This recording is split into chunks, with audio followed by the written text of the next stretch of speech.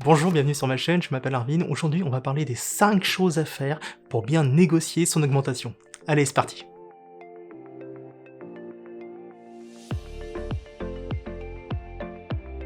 Alors le premier point est complètement contre-intuitif. Le premier conseil est de surtout ne pas parler d'augmentation à votre manager. Lorsque vous demandez à votre manager, chef, responsable, si vous pouvez avoir un petit moment avec lui pour parler d'un sujet un peu particulier, il sait pertinemment que vous allez parler argent, que vous allez parler bonus, que vous allez parler augmentation. Il s'est déjà préparé psychologiquement, il connaît déjà sa réponse à l'avance, et limite, vous connaissez déjà sa réponse.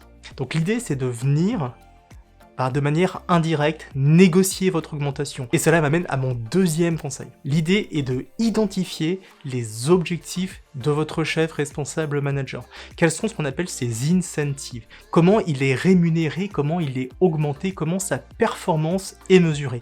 Si vous savez comment sa performance est mesurée, vous pourrez mieux comprendre comment négocier avec lui. Profitez de moments de discussion anodines pour demander à votre responsable comment sa performance est mesurée. Identifiez ces leviers d'incentive, ces leviers de rémunération, ces leviers de mesure de performance. Est-ce que ces performances sont mesurées par son chiffre d'affaires, par le nombre de projets qu'il mène à bien, par le nombre de départs qu'il y a dans son équipe? Donc vraiment, essayez de creuser pour obtenir un maximum d'informations. Et je rappelle que dans toute négociation, la clé pour réussir à atteindre ses objectifs, c'est de posséder les bonnes informations. Et donc avant d'entrer dans une négociation salariale, creusez et essayez de savoir comment votre manager est incentivé. Troisième point. Maintenant que vous savez comment votre manager est incentivé, donc l'idée est de venir aligner vos objectifs avec ses incentives. En tant que manager, il fait forcément face à certains challenges, à certains défis à relever, à certaines problématiques.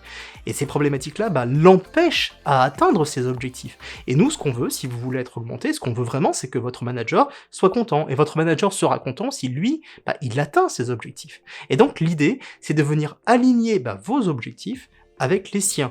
Et donc de venir l'aider à atteindre ses objectifs. Donc imaginons que vous travaillez dans un bureau et que votre responsable, votre manager est chef de projet.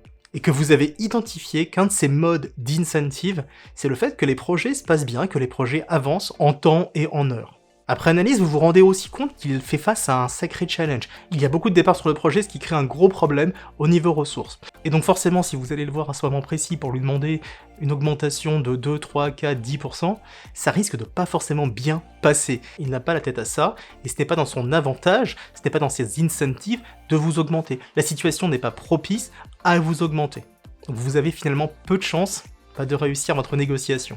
Et donc l'approche directe n'est pas la meilleure approche possible. Moi, ce que je vous propose comme solution, c'est d'identifier que votre manager est incentivé sur le fait que les projets se passent bien, qu'il y a peu de départs sur le projet, et ensuite d'aller le voir, non pas en parlant salaire ou en parlant augmentation, mais en allant le voir en lui disant simplement « Je constate qu'il y a beaucoup de départs et j'imagine que ça crée forcément des problèmes au niveau ressources. J'imagine que pour toi, c'est une sacrée problématique parce qu'il y a des ressources qui vont se trouver surchargées et cela va forcément freiner l'avancement du projet. Et personnellement, j'ai envie de m'investir plus et j'ai envie d'avoir plus de responsabilités, j'ai envie de monter en compétences, j'ai envie d'apprendre plus et donc j'aimerais bien contribuer un peu plus. Si tu vois des problématiques de charge, j'aimerais pouvoir être là pour aider et faire un peu plus. » Forcément, il sera content, il va y réfléchir, et dès qu'il aura trouvé une bonne adéquation entre vos compétences, votre profil, et un besoin et une surcharge, il fera appel à vous. Et c'est à ce moment-là précis, lorsque vous lui direz merci beaucoup pour ces responsabilités, je les prends avec plaisir, d'ailleurs j'y pense, est-ce qu'on pourra aussi revoir, tu penses, à terme, une revalorisation salariale, une augmentation ou un bonus? Vous êtes en position de force. Finalement, vous n'êtes pas en position de demander une augmentation comme ça directement, mais c'est votre chef qui vient vous voir finalement pour vous donner des responsabilités en plus, et vous vous engouffrez dans cette opportunité pour voir s'il serait possible d'être augmenté, parce qu'après tout, vous avez des nouvelles responsabilités, vous avez des nouvelles tâches, et vous montez en compétences. Donc tout travail mérite salaire. Mon quatrième conseil.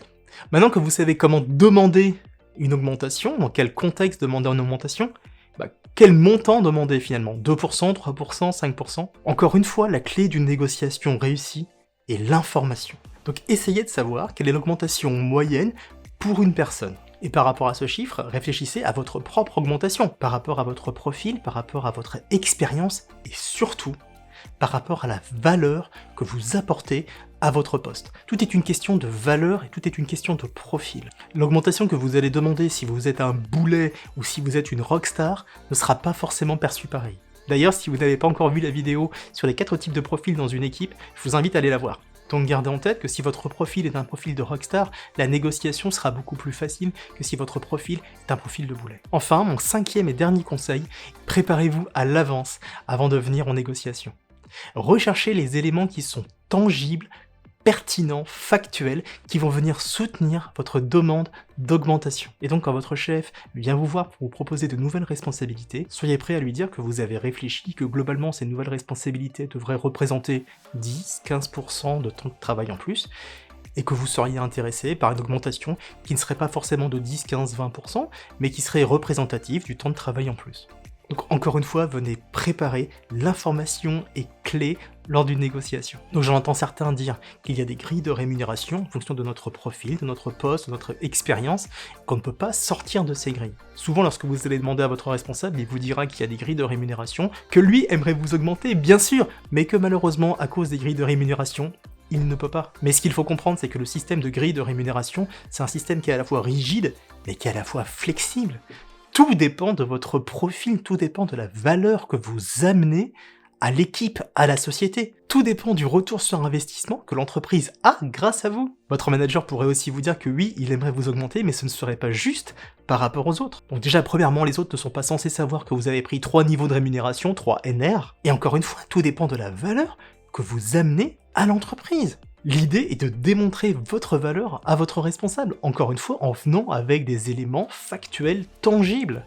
Et c'est d'autant plus simple si c'est lui qui vient vous voir pour vous proposer des responsabilités en plus. Alors petit conseil surtout, ne cassez pas du sucre sur les dos de vos collègues en disant que lui travaille moins, que vous travaillez plus, que lui ne mérite pas son augmentation. En disant ça, vous ne gagnerez pas grand chose. Et cela va même vous desservir car ça donnera une mauvaise image de vous. Mettez en avant la valeur que vous apportez à l'entreprise et ne dévalorisez pas vos collègues. Dans tous les cas, vous n'êtes confiné que par les murs que vous vous dressez vous-même. Si vous pensez que vous valez 20% en plus de salaire, allez les chercher, allez les demander et allez les obtenir. Prouvez votre valeur à votre responsable et au final, c'est lui qui aura toutes les cartes en main. Donc soit votre manager accepte et c'est tant mieux pour vous, soit il refuse et à vous de voir ce que vous souhaitez faire. Est-ce que vous souhaitez rester et vous accepter ou vous souhaitez partir ? Encore une fois, tout est une question de valeur apportée à l'entreprise. Et si vous apportez vraiment beaucoup de valeur, vous n'aurez aucun mal à trouver un autre job payé 20% en plus. Voilà, c'est tout pour cette vidéo. Je vous remercie de l'avoir regardée. Si vous avez apprécié, n'hésitez pas à mettre un pouce vers le haut, n'hésitez pas à vous abonner à la chaîne, et je vous dis donc à très bientôt. Ciao!